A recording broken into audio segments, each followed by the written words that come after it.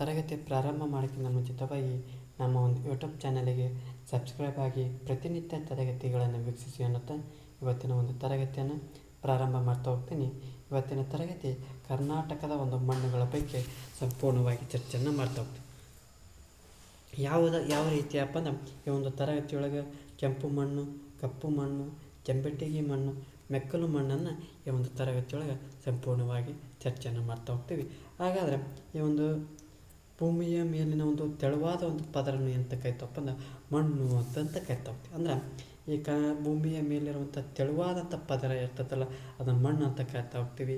ಈ ಒಂದು ಮಣ್ಣು ಕೃಷಿ ಅಭಿವೃದ್ಧಿಗಾಗಿ ಒಂದು ಫಲವತ್ತಾದ ಮಣ್ಣು ಅತ್ಯಗತ್ಯವಾಗಿರೋದನ್ನು ಕಾಣ್ತಾ ಹೋಗ್ತೀವಿ. ಹಾಗಾಗಿ ಈ ಕರ್ನಾಟಕದಲ್ಲಿ ವಿವಿಧ ಪ್ರಕಾರವಾದಂಥ ಮಣ್ಣುಗಳು ಇರೋದನ್ನು ಕಾಣ್ತಾ ಹೋಗ್ತೀವಿ.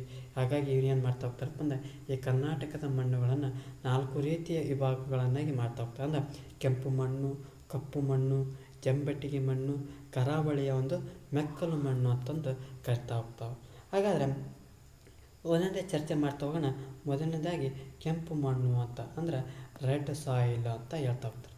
ಏನಂತ ಕರಿತಾ ಹೋಗ್ತಾರೆ? ರೆಡ್ ಸಾಯಿಲ್ ಅಂತ ಹೇಳ್ತಾ ಹೋಗ್ತಾರೆ. ಅಂದರೆ ಈ ಒಂದು ಕೆಂಪು ಮಣ್ಣಿನೊಳಗೆ ಗ್ರಾನೈಟ್, ನೀಸ್, ಶಿಲಾದ್ರವ್ಯಗಳಿಂದ ರೂಪುಗೊಂಡಿರೋದ್ರಿಂದ ಏನಾಗ್ತಾ ಹೋಗ್ತೈತಪ್ಪ ಅಂದ್ರೆ ಈ ಒಂದು ಕೆಂಪು ಮಣ್ಣಿನೊಳಗೆ ಏನಿರ್ತೈತಪ್ಪ ಅಂದ್ರೆ ಗ್ರಾನೈಟ್, ನೀಸ್, ಶಿಲಾದ್ರವ್ಯಗಳು ಇರ್ತಾ ಹೋಗ್ತವೆ. ಈ ಒಂದು ಕೆಂಪು ಮಣ್ಣು ಈ ಮಣ್ಣು ಕೆಂಪಾಗಿರಲು ಏನು ಕಾರಣಪ್ಪ ಅಂದ್ರೆ ಕಬ್ಬಿಣದ ಒಂದು ಆಕ್ಸೈಡ್ ನೋಡ್ತಾ ಹೋಗ್ತವೆ. ಅಂದರೆ ಕಬ್ಬಿಣದ ಒಂದು ಆಕ್ಸೈಡ್ ಇರೋದ್ರಿಂದ ಈ ಮಣ್ಣು ಏನಾಗಿರ್ತೈತಪ್ಪ ಅಂದ್ರೆ ಕೆಂಪಾಗಿರ್ತೈತೆ. ಈ ಮಣ್ಣಿನಲ್ಲಿ ಹೆಚ್ಚು ಸುಣ್ಣ ಮತ್ತು ಉಪ್ಪಿನಾಂಶ ಇರೋದ್ರಿಂದ ಈ ಒಂದು ಕೆಂಪು ಮಣ್ಣಿನೊಳಗೆ ಸಾವಯವ ಒಂದು ಅಂಶ ಕಡಿಮೆ ಆಗಿರ್ತೈತೆ. ಜೊತೆಗೆ ಹೆಚ್ಚು ಹಗುರವಾದದ್ದು ತೆಳು ಪದರವುಳ್ಳ ಈ ಮಣ್ಣು ಅಷ್ಟೊಂದು ಫಲವತ್ತಾಗಿರೋಕ್ಕೆ ಕಾಣಂಗಿಲ್ಲ. ಜೊತೆಗೆ ಈ ಒಂದು ಕೆಂಪು ಮಣ್ಣು ತೇವಾಂಶವನ್ನು ಉಳಿಸಿಕೊಳ್ಳುವ ಸಾಮರ್ಥ್ಯ ಏನಾಗಿರ್ತದಪ್ಪ ಅಂದ್ರೆ ಕಡಿಮೆ ಆಗಿರ್ತೈತಿ. ಹಾಗಾಗಿ ಈ ಮಣ್ಣಿನೊಳಗೆ ಏನು ಮಾಡ್ತಾ ಹೋಗ್ತಪ್ಪ ಅಂದ್ರೆ ತೃಣಧಾನ್ಯಗಳಾದಂಥ ರಾಗಿ, ನವಣೆ, ಸಜ್ಜೆ, ಜೋಳ, ಹಾರಕ, ತಂಬಾಕು, ದ್ವಿದಳ ಧಾನ್ಯಗಳು, ನೆಲಗಡಲೆಗಳಂಥ ಮಳೆ ಆಶ್ರಿತ ಬೆಳೆಗಳನ್ನು ಬೆಳೀತಾ ಹೋಗೋದು. ಅಂದರೆ ಈ ಒಂದು ಮಣ್ಣಿನೊಳಗೆ ತೃಣಧಾನ್ಯಗಳಾದಂಥ ಇವಂಥ ಬೆಳೆಗಳನ್ನು ಬೆಳೀತಾ ಹೋಗ್ತಾರೆ. ಆದರೆ ನನಗೆ ಈ ಹಾರಕ ಅಂದರೆ ಏನದು ಗೊತ್ತಾಗಿಲ್ಲ. ಇದು ಒಂದು ವೇಳೆ ಗೊತ್ತಾದಪ್ಪ ಅಂದರೆ ಕಮೆಂಟ್ ಬಾಕ್ಸ್ನ ಮೂಲಕ ತಿಳಿಸಿ ಅಂತ ಹೇಳ್ತಾ ಹೋಗ್ತೀನಿ. ಜೊತೆಗೆ ಈ ಒಂದು ನೀರಾವರಿ ಸೌಲಭ್ಯ ಇದ್ದರೆ ಏನು ಬೆಳೆಗಳು ಬೆಳೆಸ್ಬೋದಪ್ಪ ಅಂದರೆ ಭತ್ತ, ಕಬ್ಬು, ಆಲೂಗಡ್ಡೆ, ತರಕಾರಿಗಳು, ಬಾಳೆ, ತೆಂಗು, ಅಡಿಕೆ ಇತ್ಯಾದಿ ಬೆಳೆಯಲು ಯೋಗ್ಯವಾಗಿರ್ತದೆ ಕಾಣ್ತಾ ಹೋಗ್ತೀವಿ. ಹಾಗಾದರೆ ಕೆಂಪು ಮಣ್ಣು ಎಲ್ಲೆಲ್ಲಿ ನೋಡ್ತಾ ಹೋಗ್ತಪ್ಪ ಅಂದರೆ ಈ ಒಂದು ದಕ್ಷಿಣ ಕರ್ನಾಟಕದಲ್ಲಿ ನೋಡ್ತಾ ಹೋಗ್ತೀವಿ. ಈ ಒಂದು ಕರ್ನಾಟಕದ ದಕ್ಷಿಣ ಭಾಗದಲ್ಲಿ ನೋಡ್ತಾ ಹೋಗ್ತೀವಿ. ಎಲ್ಲಿ ಯಾವಪ್ಪ ಅಂದ್ರೆ ತುಮಕೂರು, ಬೆಂಗಳೂರು ಗ್ರಾಮಾಂತರ, ರಾಮನಗರ, ಚಿಕ್ಕಬಳ್ಳಾಪುರ, ಕೋಲಾರ, ಚಾಮರಾಜನಗರ, ಮಂಡ್ಯ, ಮೈಸೂರು ಜಿಲ್ಲೆಗಳಲ್ಲಿ ಈ ಒಂದು ಮಣ್ಣು ಹೆಚ್ಚಾಗಿ ಕಂಡು ಬರ್ತಾ ಹೋಗ್ತದೆ. ಯಾಕಪ್ಪ ಅಂದ್ರೆ ಈ ಒಂದು ಕರ್ನಾಟಕದ ದಕ್ಷಿಣ ಭಾಗದೊಳಗೆ ಈ ಒಂದು ಕೆಂಪು ಮಣ್ಣು ಅತಿ ಹೆಚ್ಚಾಗಿ ಕಂಡು ಬರ್ತಾ ಹೋಗ್ತವೆ. ಈ ಒಂದು ಮಣ್ಣಿನೊಳಗೆ ಸಾವಯವದ ಒಂದು ಅಂಶ ಕಡಿಮೆ ಆಗಿರೋದ್ರಿಂದ ಜೊತೆಗೆ ಏನು ಮಾಡ್ತಾ ಹೋಗ್ತಪ್ಪ ಅಂದ್ರೆ ನೀರನ್ನು ತೇವಾಂಶವನ್ನು ಕಡಿಮೆ ಹಿಡಿದಿಟ್ಟುಕೊಳ್ಳುವಂಥ ಸಾಮರ್ಥ್ಯವನ್ನು ಇದು ಹೊಂದೈತೆ. ಹಾಗಾಗಿ ಈ ಒಂದು ಮಣ್ಣಿನೊಳಗೆ ಯಾವೆಲ್ಲ ಬೆಳೆಗಳನ್ನು ಬೆಳೀತಾ ಹೋಗ್ತಾರೆ? ರಾಗಿ, ನೆಲಗಡಲೆ, ದ್ವಿದಳ ಧಾನ್ಯಗಳು, ಹತ್ತಿ, ತಂಬಾಕು, ಮೆಕ್ಕೆಜೋಳವನ್ನು ಬೆಳೀತಾ ಹೋಗ್ತಾರೆ. ಜೊತೆಗೆ ನೀರಾವರಿ ಇದ್ದಲ್ಲಿ ಸ್ವಲ್ಪ ಕಬ್ಬು ಬೆಳೀತಾ ಹೋಗ್ತಾರೆ. ಕೆಲವೊಂದು ತೋಟಗಾರಿಕೆ ಬೆಳೆಗಳನ್ನು ಬೆಳಿಬೋದು, ಮಾವು, ತೆಂಗು. ಹಾಗಾದರೆ ಈ ಒಂದು ಮಣ್ಣು ಕೆಂಪು ಆಗಿರೋಕ್ಕೆ ಏನು ಕಾರಣಪ್ಪ ಅಂದ್ರೆ ಕಬ್ಬಿಣ ಆಕ್ಸೈಡ್ಗಳು ಇರೋದನ್ನು ಕಾಣ್ತಾ ಹೋಗ್ತೀವಿ. ಈ ಒಂದು ಮಣ್ಣಿನೊಳಗೆ ಗ್ರಾನೈಟ್, ನೀಸ್, ಶಿಲಾದ್ರವ್ಯಗಳು ಇರೋದ್ರಿಂದ ಈ ಒಂದು ಮಣ್ಣನ್ನು ಕೆಂಪಾಗಿರಲು ಮುಖ್ಯವಾಗಿ ಈ ಮಣ್ಣು ಕೆಂಪಾಗಿರೋ ಕಾರಣಪ್ಪ ಅಂದರೆ ಕಬ್ಬಿಣದ ಒಂದು ಆಕ್ಸೈಡ್ ಇರೋದ್ರಿಂದ ಈ ಒಂದು ಮಣ್ಣು ಕೆಂಪಾಗಿರೋಕ್ಕೆ ಸಾಧ್ಯ ಆಗ್ತೈತಿ. ಮುಂದುವರ್ತಾ ನೋಡೋಣ. ಕಪ್ಪು ಮಣ್ಣು ಬಗ್ಗೆ ನೋಡ್ತಾವೆ. ಕಪ್ಪು ಮಣ್ಣನ್ನು ಬ್ಲ್ಯಾಕ್ ಸಾಯಿಲ್ ಅಂತ ಹೇಳ್ತಾ ಹೋಗ್ತಾರೆ, ರೆಗರ್ ಅಂತ ಹೇಳ್ತಾ ಹೋಗ್ತಾರೆ. ಹಾಗೆ ಈ ಕಪ್ಪು ಮಣ್ಣು ಈ ಕಪ್ಪು ಮಣ್ಣು ಯಾರಿಂದ ನಿರ್ಮಾಣ ಆಗ್ಯದಪ್ಪ ಅಂದ್ರೆ ಬಸಾಲ್ಟ್ ಶಿಲೆಯಿಂದ ನಿರ್ಮಾಣ ಆಗ್ತೈತಿ. ಯಾವ ಶಿಲೆಯಿಂದ? ಬಸಾಲ್ಟ್ ಶಿಲೆಯಿಂದ. ಈ ಒಂದು ಶಿಲೆಯ ಶಿಥಿಲೀಕರಣದಿಂದ ಈ ಒಂದು ಕಪ್ಪು ಮಣ್ಣು ಉಗಮ ಆಗೋದನ್ನು ಕಾಣ್ತಾ ಹೋಗ್ತೀವಿ. ಈ ಒಂದು ಮಣ್ಣಿನೊಳಗೆ ಮೆಗ್ನೀಷಿಯಂ ಮತ್ತು ಅಲ್ಯೂಮಿನಿಯಂ ಮತ್ತು ಕಬ್ಬಿಣ ಆಕ್ಸೈಡ್ಗಳು ಇರ್ತಾ ಹೋಗ್ತವೆ. ಅಂದರೆ ಈ ಒಂದು ಕಪ್ಪು ಮಣ್ಣಿನೊಳಗೆ ಮೆಗ್ನೀಷಿಯಂ ಐತಿ, ಅಲ್ಯೂಮಿನಿಯಂ ಐತಿ, ಕಬ್ಬಿಣ ಆಕ್ಸೈಡ್ಗಳು ಇರ್ತವೆ. ಹಾಗಾಗಿ ಇದರ ಬಣ್ಣ ಕಪ್ಪಾಗಿರೋದನ್ನು ಕಾಣ್ತಾ ಹೋಗ್ತದೆ. ಇದನ್ನು ಏನು ಅತಿ ಹೆಚ್ಚಾಗಿ ಏನಂತ ಕರಿತಾರಪ್ಪ ಅಂದರೆ ಎರೆಮಣ್ಣು ಅಥವಾ ಎರೆಹೊಲ ಅಂತ ಕರಿತಾ ಹೋಗ್ತಾರೆ, ಅಥವಾ ಕಪ್ಪು ಹತ್ತಿ ಮಣ್ಣು ಅಂತಂದು ಕರಿತಾ ಹೋಗ್ತಾರೆ. ಹಾಗಾಗಿ ಇದಕ್ಕೆ ಈ ಒಂದು ಕಪ್ಪು ಮಣ್ಣಿನ ವಿಶೇಷತೆ ಏನಪ್ಪ ಅಂದ್ರೆ ದಿನ ದಿನ ಹೆಚ್ಚು ತೇವಾಂಶವನ್ನು ಹಿಡಿದಿಟ್ಟುಕೊಳ್ಳುವಂಥ ಸಾಮರ್ಥ್ಯವನ್ನು ಈ ಮಣ್ಣಿನೊಳಗೆ ನೋಡ್ತಾ ಹೋಗ್ತೀವಿ.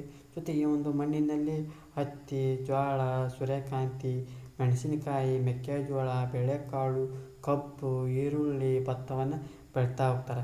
ಈ ಒಂದು ಮಣ್ಣು ಹೆಚ್ಚಾಗಿ ಉತ್ತರ ಕರ್ನಾಟಕದ ಉತ್ತರ ಭಾಗ ಅಥವಾ ಉತ್ತರ ಕರ್ನಾಟಕ ಅಂತ ಕರಿತೀವಲ್ಲ, ಈ ಒಂದು ಜಿಲ್ಲೆಗಳಲ್ಲಿ ವ್ಯಾಪಕವಾಗಿ ಕಂಡು ಬರ್ತಾ ಹೋಗ್ತವೆ. ಆ ಜಿಲ್ಲೆಯ ಒಂದು ಕಪ್ಪು ಮಣ್ಣು ವ್ಯಾಪಿಸಿರುವಂಥ ಜಿಲ್ಲೆಗಳು ನೋಡೋದಾದ್ರೆ ಧಾರವಾಡ, ಗದಗ, ಬಳ್ಳಾರಿ, ಕೊಪ್ಪಳ, ಕಲಬುರಗಿ, ಯಾದಗಿರಿ, ಬಾಗಲಕೋಟೆ, ಬೆಳಗಾವಿ, ಚಿತ್ರದುರ್ಗ ಮತ್ತು ಚಾಮರಾಜನಗರ ಜಿಲ್ಲೆಗಳಲ್ಲಿ ಕಪ್ಪು ಮಣ್ಣಿನ ಒಂದು ಹಂಚಿಕೆ ಆಗಿರೋದನ್ನು ಕಾಣ್ತಾ ಹೋಗ್ತೀವಿ. ಹಾಗಾಗಿ ಈ ಒಂದು ಈ ಒಂದು ಕಪ್ಪು ಮಣ್ಣಿನೊಳಗೆ ಏನು ನೋಡ್ತಾ ಹೋಗ್ತಪ್ಪ ಅಂದ್ರೆ ಕಬ್ಬಿಣದ ಆಕ್ಸೈಡ್ ನೋಡ್ತಾ ಹೋಗ್ತೀವಿ, ಮೆಗ್ನೀಷಿಯಂ ನೋಡ್ತಾ ಹೋಗ್ತೀವಿ, ಅಲ್ಯೂಮಿನಿಯಂ ನೋಡ್ತಾ ಹೋಗ್ತೀವಿ. ಜೊತೆಗೆ ಈ ಒಂದು ಕಪ್ಪು ಮಣ್ಣು ಉತ್ತರ ಕರ್ನಾಟಕದ ಭಾಗದಲ್ಲಿ ಅತಿ ಹೆಚ್ಚಾಗಿ ಕಂಡು ಬರ್ತಾ ಹೋಗ್ತೈತಿ. ಈ ಒಂದು ಮಣ್ಣು ಯಾವ ಬೆಳೆಗೆ ಸೂಕ್ತಪ್ಪ ಅಂದ್ರೆ ಹತ್ತಿ ಬೆಳೆಗೆ ಈ ಒಂದು ಕಪ್ಪು ಮಣ್ಣು ಅತಿ ಹೆಚ್ಚು ಸೂಕ್ತವಾಗಿರೋದನ್ನು ಕಾಣ್ತಾ ಹೋಗ್ತೀವಿ.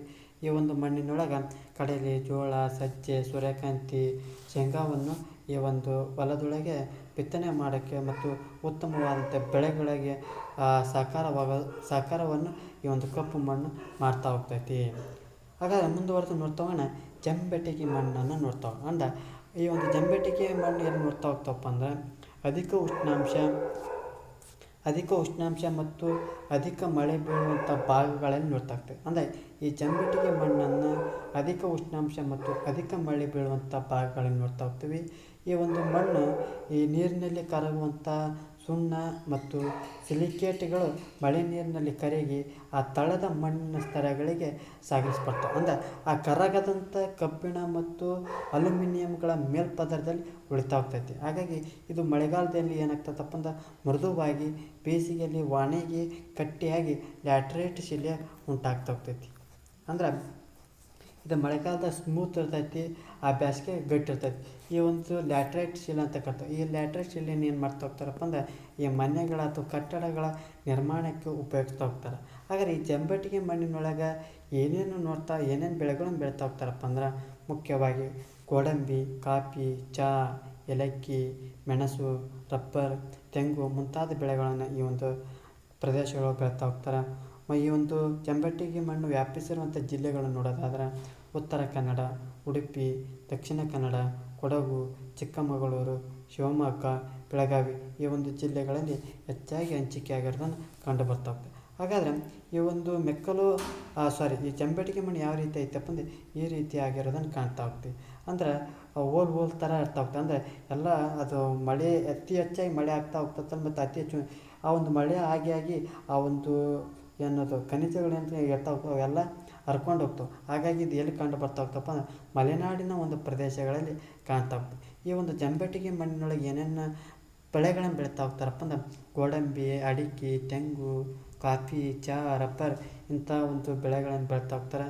ಈ ಒಂದು ಜಂಬೆಟಿಗೆ ಮಣ್ಣು ಮಳೆಗಾಲದೊಳಗೆ ಸ್ಮೂತ್ ಇತ್ತು, ಆ ಬೇಸಿಗೆಯೊಳಗೆ ಗಟ್ಟಿ ಆಗ್ತಾ ಹೋಗ್ತದೆ. ಅವುಗಳನ್ನು ಕತ್ತರಿಸಿ ಏನು ಮಾಡ್ತಾ ಹೋಗ್ತಾರಪ್ಪ ಅಂದ್ರೆ ಮನೆಗಳ ಅಥವಾ ಕಟ್ಟಡಗಳ ಒಂದು ನಿರ್ಮಾಣಕ್ಕೆ ಬಳಸ್ತಾ ಹೋಗ್ತಾರೆ. ತದನಂತರದಲ್ಲಿ ನೋಡ್ತಾ ಹೋಗೋಣ ಕರಾವಳಿಯ ಒಂದು ಮೆಕ್ಕಲು ಮಣ್ಣು ನೋಡ್ತಾ ಹೋಗೋಣ. ಅಂದರೆ ಈ ಒಂದು ಮೆಕ್ಕಲು ಮಣ್ಣು ಅಂದರೆ ಏನಪ್ಪ ಅಂದ್ರೆ ಆ ನದಿ, ಆ ಸಮುದ್ರದ ಒಂದು ಅಲೆಗಳಿಂದ ಸಾಗಿಸಲ್ಪಟ್ಟಂಥ ಮಣ್ಣು ಆ ಸಮುದ್ರ ತೀರದಲ್ಲಿ ಸಂಗ್ರಹವಾಗಿ ನಿರ್ಮಾಣ ಆಗ್ತೈತೆ. ಅಂದರೆ ಆ ನದಿಗಳ ಮೂಲಕ ಅಥವಾ ಸಮುದ್ರದ ಒಂದು ಅಲೆಗಳಿಂದ ಈ ಒಂದು ಮಣ್ಣು ಸಾಗಾಟ ಆಗ್ತೈತಿ. ಇದು ಸಮುದ್ರದ ಒಂದು ತೀರದಲ್ಲಿ ನಿರ್ಮಾಣ ಆಗೋದನ್ನು ಕಾಣ್ತಾ ಹೋಗ್ತೀವಿ. ಜೊತೆಗೆ ಹೀಗಾಗಿ ಈ ರಾಜ್ಯದ ಒಂದು ಕರಾವಳಿ ಜಿಲ್ಲೆಗಳಾದಂಥ ಉಡುಪಿ, ದಕ್ಷಿಣ ಕನ್ನಡ, ಉತ್ತರ ಕನ್ನಡ ಒಂದು ಜಿಲ್ಲೆಗಳಲ್ಲಿ ಈ ಒಂದು ಮಣ್ಣು ಕಂಡು ಬರ್ತಾ ಹೋಗ್ತೈತಿ. ಈ ಒಂದು ಮಣ್ಣು ಮರಳು ಮತ್ತು ಜೇಡಿ ಮಣ್ಣಿನಿಂದ ಮಿಶ್ರಣವಾಗಿರೋದನ್ನು ಕಾಣ್ತಾ ಹೋಗ್ತೀವಿ. ಯಾವ ಮಣ್ಣು ಮರಳು ಮತ್ತು ಜೇಡಿ ಮಿಶ್ರಣವಾಗಿರೋದ್ರ ಜೊತೆಗೆ ಈ ಒಂದು ಜೈವಿಕ ಅಂಶಗಳು ಹೆಚ್ಚಾಗಿರ್ತವೆ. ಯಾವ ಒಂದು ಮಣ್ಣಿನೊಳಗೆ ಅತಿ ಹೆಚ್ಚು ಜೈವಿಕ ಅಂಶಗಳು ಹೆಚ್ಚಾಗಿರ್ತವಪ್ಪ ಅಂದ್ರೆ ಮೆಕ್ಕಲು ಮಣ್ಣಿನೊಳಗೆ ಜೈವಿಕ ಅಂಶಗಳು ಹೆಚ್ಚಾಗಿರ್ತವೆ. ಈ ಮಣ್ಣು ಮರಳು ಮತ್ತು ಜೇಡಿ ಮಣ್ಣಿನ ಮಿಶ್ರ ರೂಪದಲ್ಲಿ ಕಾಣ್ತಾ ಹೋಗ್ತದೆ. ಹಾಗಾಗಿ ಈ ಒಂದು ಮಣ್ಣಿನೊಳಗೆ ಭತ್ತ, ಗೋಡಂಬಿ, ತೆಂಗು, ಅಡಿಕೆ, ಬಾಳೆ ಮುಂತಾದ ಬೆಳೆಗಳನ್ನು ಬೆಳೆಸೋಕ್ಕೆ ಮತ್ತು ಬೇಸಾಯ ಮಾಡೋಕ್ಕೆ ಈ ಒಂದು ಕರಾವಳಿಯ ಮೆಕ್ಕಲು ಮಣ್ಣು ಸಹಾಯಕವಾಗಿರೋದನ್ನು ಕಾಣ್ತಾ ಹೋಗ್ತೀವಿ. ಹಾಗಾದರೆ ಈ ಒಂದು ಮೆಕ್ಕಲು ಮಣ್ಣು ಅಂದರೆ ಏನಪ್ಪ ಅಂದರೆ ಸಮುದ್ರ ಮತ್ತು ನದಿಯ ಒಂದು ಸಾಗಾಟದಿಂದ ಹೊಂದಿರುವಂಥ ಮಣ್ಣು ಆಗ್ತೈತಿ. ಇದರಲ್ಲಿ ಅಧಿಕ ಜೈವಿಕ ಅಂಶಗಳು ಇರೋದನ್ನು ನೋಡ್ತಾ ಹೋಗ್ತೀವಿ. ಮತ್ತು ಜೇಡಿ ಮಣ್ಣು ಮತ್ತು ಮರಳು ಮಣ್ಣುಗಳ ಒಂದು ಮಿಶ್ರಣದಿಂದ ಈ ಒಂದು ಮೆಕ್ಕಲು ಮಣ್ಣು ಕಾಣ್ತಾ ಹೋಗ್ತೀವಿ. ಈ ಮೆಕ್ಕಲು ಮಣ್ಣು ಈ ಒಂದು ಕರಾವಳಿ ಪ್ರದೇಶಗಳಲ್ಲಿ ಕಾಣ್ತಾ ಹೋಗ್ತೀವಿ. ಈ ಒಂದು ಮೆಕ್ಕಲು ಮಣ್ಣಿನೊಳಗೆ ಏನೆಲ್ಲ ಒಂದು ಬೆಳೆಗಳನ್ನು ಬೆಳಿಬೋದಪ್ಪ ಅಂದ್ರೆ ಭತ್ತ, ಕಬ್ಬು, ಬಾಳೆ, ಗೋಧಿ, ತರಕಾರಿಗಳು, ಎಣ್ಣೆಕಾಳುಗಳನ್ನು ಈ ಒಂದು ಮಣ್ಣಿನೊಳಗೆ ಬೆಳ್ತಾವೆ. ಈ ಚಿತ್ರಗಳನ್ನು ಕ್ಷಮೆಯಿರಲಿ, ಈ ಒಂದು ಚಿತ್ರಗಳು ಸರಿಯಾದ ಮಾಹಿತಿಯನ್ನು ನೀಡ್ತಾ ಹೋಗಿಲ್ಲ, ಹಾಗಾಗಿ ನಾನು ಕ್ಷಮೆಯಿರಲಿ ಅಂತ ಕೇಳ್ತಾ ಈ ಒಂದು ತರಗತಿಯನ್ನು ಮುಗಿಸ್ತಾ ಇದ್ದೇನೆ. ಅಂದರೆ ಇವತ್ತಿನ ತರಗತಿಯೊಳಗೆ ಕರ್ನಾಟಕದ ಒಂದು ಮಣ್ಣುಗಳ ಬಗ್ಗೆ ಸಂಪೂರ್ಣವಾಗಿ ಚರ್ಚೆಯನ್ನು ಮಾಡ್ತಾ ಹೋದ್ವಿ. ಈ ಒಂದು ತರಗತಿ ಇಷ್ಟ ಆದರೆ ನಮ್ಮ ಒಂದು ಯೂಟ್ಯೂಬ್ ಚಾನಲಿಗೆ ಸಬ್ಸ್ಕ್ರೈಬ್ ಆಗಿ, ಜೊತೆಗೆ ಈ ಒಂದು ತರಗತಿ ಇಷ್ಟ ಲೈಕ್ ಮಾಡಿ, ಇಲ್ಲದಿದ್ದರೆ ಡಿಸ್ಲೈಕ್ ಮಾಡಿ. ಏನಾದರೂ ದೋಷಗಳು ಮತ್ತು ನಿಮ್ಮೊಂದು ಅಭಿಪ್ರಾಯಗಳನ್ನು ಕಮೆಂಟ್ ಬಾಕ್ಸ್ನ ಮೂಲಕ ತಿಳಿಸಿ ಅನ್ನುತ್ತೆ ಇವತ್ತಿನ ಒಂದು ತರಗತಿಯನ್ನು ಮುಗಿಸ್ತಾ ಇದ್ದೀನಿ. ಎಲ್ಲರಿಗೂ ಧನ್ಯವಾದಗಳು.